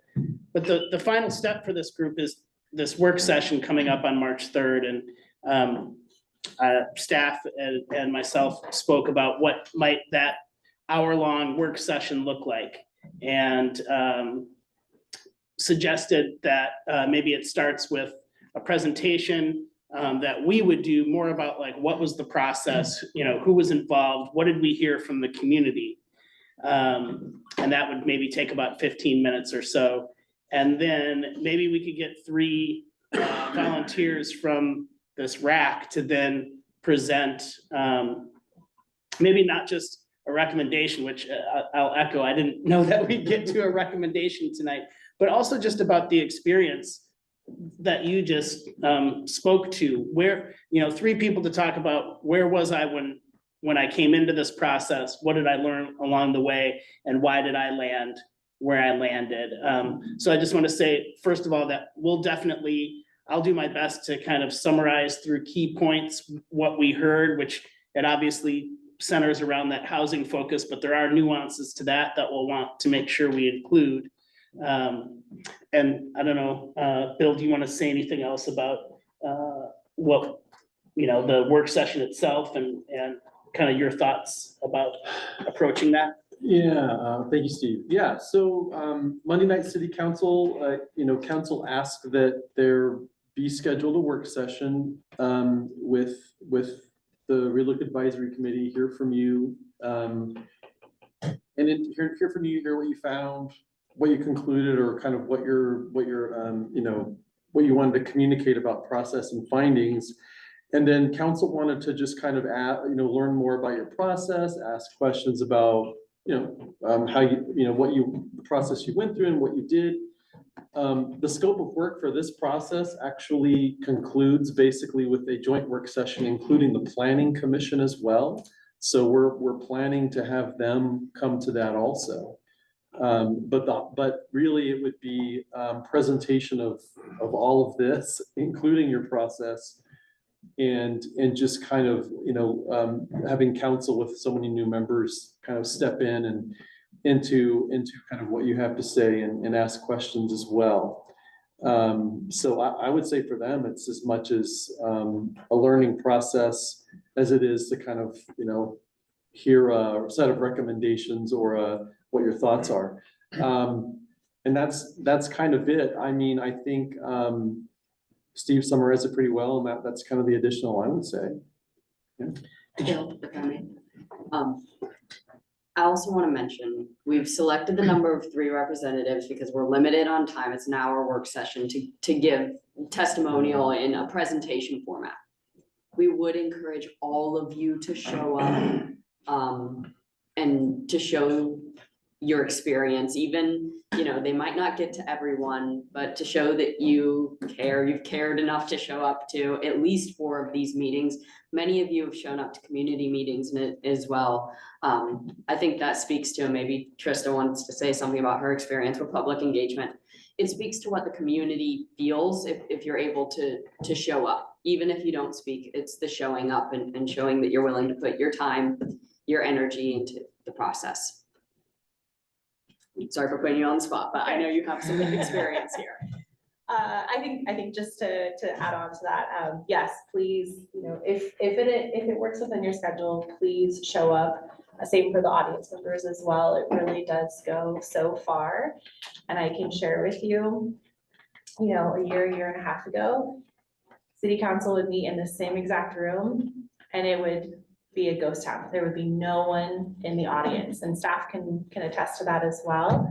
And it's unfortunate that we've had so much, contentious things happen in our city lately, but I'm also grateful that it's have everyone part of that process and show up. So I would just share, if you can come, please, please, please do. If you can't come in person, dial in via Zoom. Just that part of just showing up is so important. And thank you again for showing up for all these meetings as well. So before we get to public comment, Bill, you had mentioned that maybe we could have people who came in with a no vote, a yes vote, a didn't vote, but at the same time, I don't think we want to force anyone into volunteering. So I'm curious, we can also follow up with everyone, but I'm curious if anyone wants to volunteer to have a speaking role and share your experience with at that work session. Go ahead. That's not a sign of volunteer. I was about ready to say the same thing as you. I mean, I really appreciate the part that we had a lot of different views in the first meeting. And I was trying to feel out who was actually looking for that, what's gonna be best. And tonight, yeah, it just kind of like really fell together. So we've all been listening, open my mind up a little bit more, which I'm really happy about.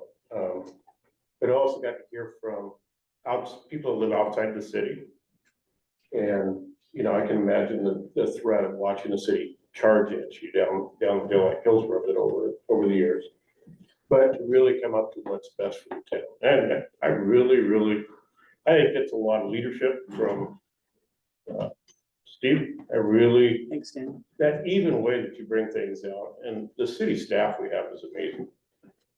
I mean, I've sat in some city council meetings, and you guys are right on top of it, and has been for a long time. You guys take care of this town.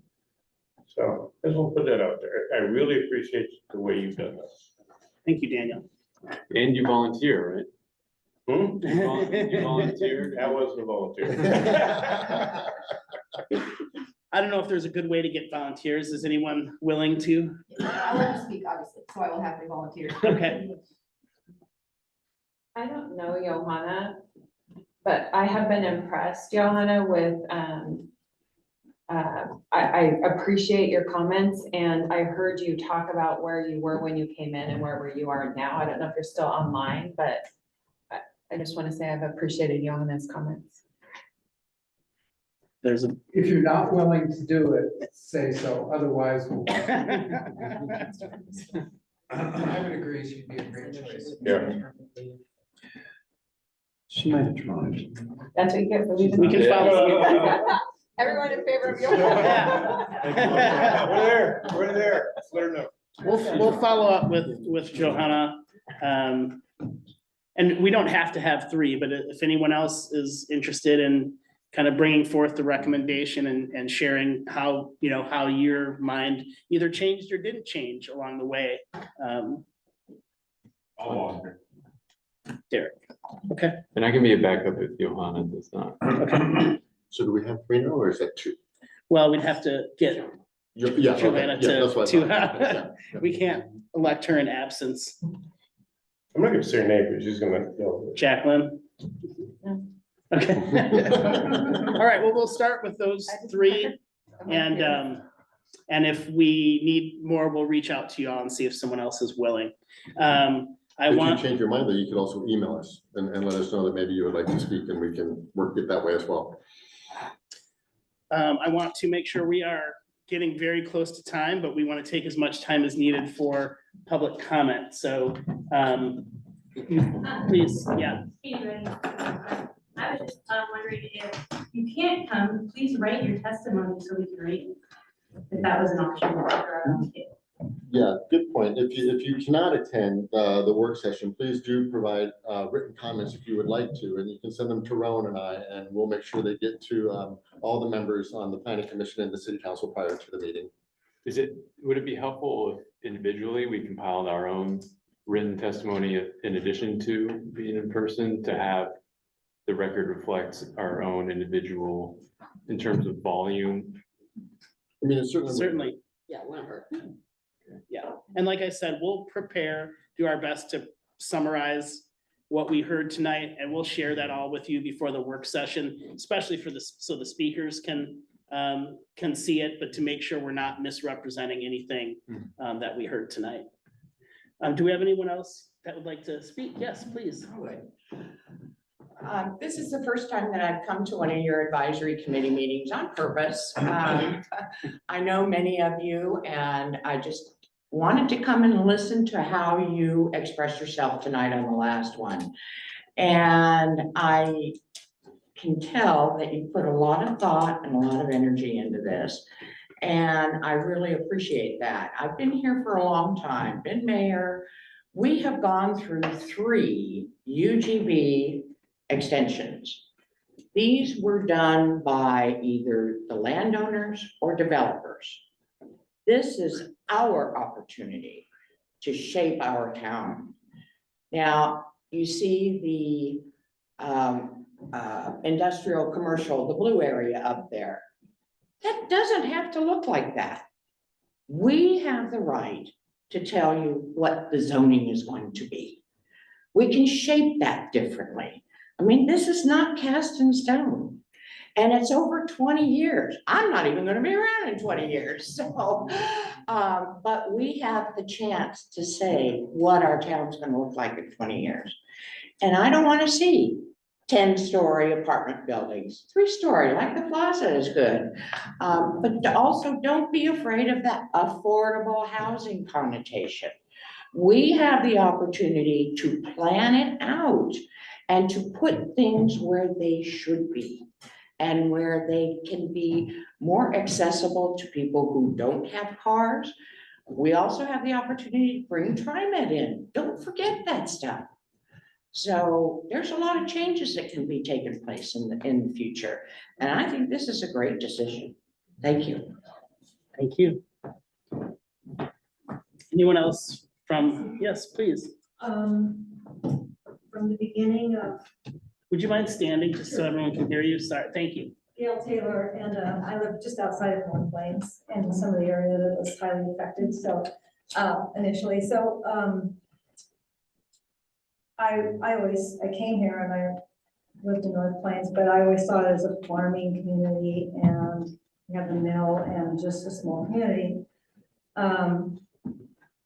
So I know, or a bedroom community, did people travel to work somewhere else in proximity, but I never really saw it as being an industrial community trying to provide jobs inside North Plains in an industrial way. I think what's happened here tonight, since it's just kind of a big relief to me, because I felt initially like some of you had expressed that what's happening in the Hillsborough and the Sunset Quarter was pressing on us, like it was coming our way. And I felt like we really should do what we've done, what you guys have done tonight, is stand up and say, that's not what's gonna happen. Because if I saw if the blue area was not marked industrial, which was the scariest part, it was commercial or retail or, you know, small business, tractor sales, whatever suits the community, but that would have been a great relief to, it is a great relief to me, hopefully that kind of big industry isn't going to come and swallow up in the plains. So I thank you all for that, because that was my nightmare, that we were going to lose our identity totally. Yeah. Thank you. Yeah, thank you guys, really. Anyone else from our audience this evening? Yes, sir. Yeah, so my name's Jeremy. Well, I live up near, outside of town, up near Loch. And so I'm actually very happy with what I saw tonight. I was, me and my wife, I'll be honest, we were kind of sad when we saw the expansion got voted down, because one of the things that we would like to see, that we do recognize, is that if you don't grow, you are dying. And, we've certainly invested a lot in the few years that we've, lived in there. We've been rebuilding this old farmhouse we bought, and we have plans for, we would like to, eventually open up, have a farm, and be able to, sell our goods and stuff like that. And, I think some of the key things that we currently are missing in North Plains, I would love to see come, like a grocery store, more opportunities, more parks. And so I think this sort of paves the way for that, for me to be able to, go spend money in North Plains, go more restaurants, more eateries, right? Like one of the things that we like is, we go sometimes over to Forest Grove for their downtown, because it's a much more walkable, much more options. I'd love to see that type of stuff in North Plains. I think, eventually, like I said, we would love to have, see North Plains have its own farmers market, right? That's one thing that we were surprised that, was kind of missing, because, eventually we'd love to be able to sell our own goods there. So, I really appreciate the plan that you guys have come up with. I feel like you're definitely hopefully striking a nice balance, and, we'll enable that. Thank you very much. Anyone else in the room? Sure. Hi there. Yeah, I really commend this group doing what they're studying here. This is, like Cindy said, this is the first time the city can go ahead and design their own destiny by enlarging the urban growth boundary. It's always done, like you said before, by developers and people want to come in next door. So this is a small community. When I moved here, there was only 400 people here in town. And now it's full. I mean, and I'm proud, and so is all the city council members from years past. We kept moving forward. Well, we're to that point. We need to move forward. We need to expand. Hillsborough right now on Jackson School Road is only 2.1 miles to where that new development on the Vendors Inn property, right north of the airport. That's how close Hillsborough is going to be next to North Plains. So I want to see everybody here at that work session. Thank you, thank you, thank you. Thank you. Anyone else? Is there anyone online who would like to give public comment? Yes, but I can't raise my hand. Okay, go right ahead. Thank you. I have a question for Bill. He mentioned when he was talking to Don that the voters have no say in annexation any longer. And I'd like to know what statute that is that refers to that. I'm sorry, regarding annexation? Yeah, voter. Yes. Yeah, in 2016, the legislature ended voter, I would need to look up the House or Senate bill, but the legislature ended the ability of cities to put annexations up for public vote.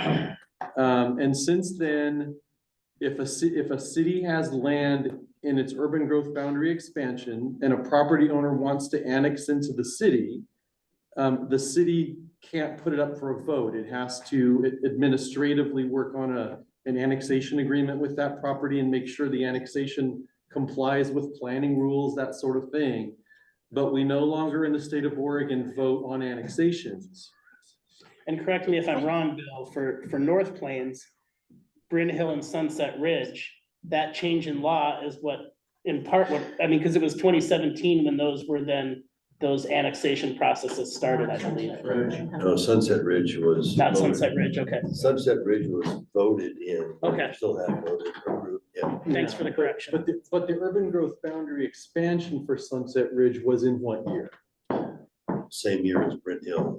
It all 2005. was, 2005. yeah. So then it was how many years of voting before annexation? There were 7 elections, I think, before, and North went down every time, and then East finally came through in 2007, but didn't get developed because then we had the downturn and didn't get developed till later. And then 2016, the legislature ended voter approved annexations, and that's when administrative started this decisions to process. annexations happen.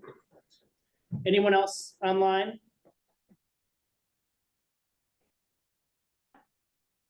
Okay. Well, I'll let Bill wrap up, but on my part, I want to just concur with what everyone said. Just a really impressive group that listened and learned throughout the process and listened to your neighbors and came to some consensus tonight. I appreciate all your hard work and efforts throughout and encourage you all to participate on March 3rd. So thank you, everyone. Thank you for being here, making comment, or attending, whether or not you commented. Send comments in, we still take input on all this, and we'll continue as things move forward and council, the new, kind of new city council kind of works through and listens and asks questions about all of this. From my perspective, I guess what I would just say is I'm personally impressed with what happened this evening in terms of how, I'll just, kind of underscore what folks said. My frustration sometimes with how we plan in Oregon, looking at 20 years out, what we forget is that people in 10 to 15 years have to live with the plan you put in place. So we're kind of choosing for them. And I think what gets lost is, are we thinking about what the community will be for them in that time? Because we're kind of setting the course for the future for them to live in that future. And they're not here to talk and help plan it. And I think how you discuss the issues tonight better reflects, thinking about what those future people will be, how they'll live in North Plains. So thank you for bringing together your thoughts in the way you did.